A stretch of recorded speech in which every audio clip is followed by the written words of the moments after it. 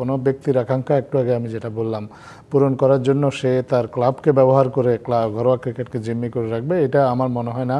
এটা শেষ পর্যন্ত আমাদের দেশের ক্রিকেটে যারা ক্রিকেট প্রেমী আছেন বা ক্রীড়া সংগঠক আছেন তারাই এটা হতে দেবেন না। আমার ধারণা দেশের সব ক্লাবই ঘরোয়া ক্রিকেটে অংশ নেবেন, ক্রিকেটারও ক্ষতিগ্রস্ত হবে না। হয়তো এটা নিয়ে কিছু কথা চালাচালি হবে, কিছুদিন হয়তো ঘরোয়া ক্রিকেট কিছু পিছিয়ে যাবে, সামান্য এফেক্টেড হবে, কিন্তু এইটা আমি বিশ্বাস করি যে শেষ পর্যন্ত এটার একটা সমাধান হবে। অতীতে এরকম অনেক ক্রাইসিস এই ঘরোয়া ক্রিকেট নিয়ে হয়েছে এবং ওইসব ক্রাইসিসের সমাধান হয়েছে।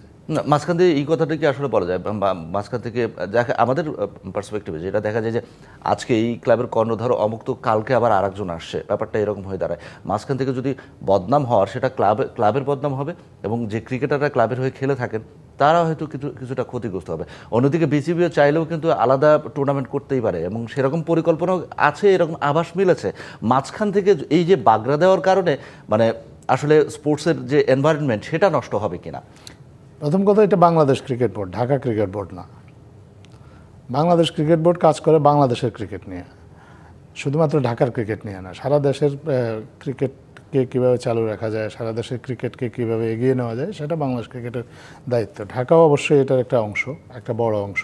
তো নতুন এবং ফিরে আসা গ্রাহকদের জন্য নগদে চলছে ক্যাশব্যাক সহ প্রতিদিন হাজারো উপহার জেতার সুযোগ। হবে আশা আর ফেরা, সারপ্রাইজ সেরা।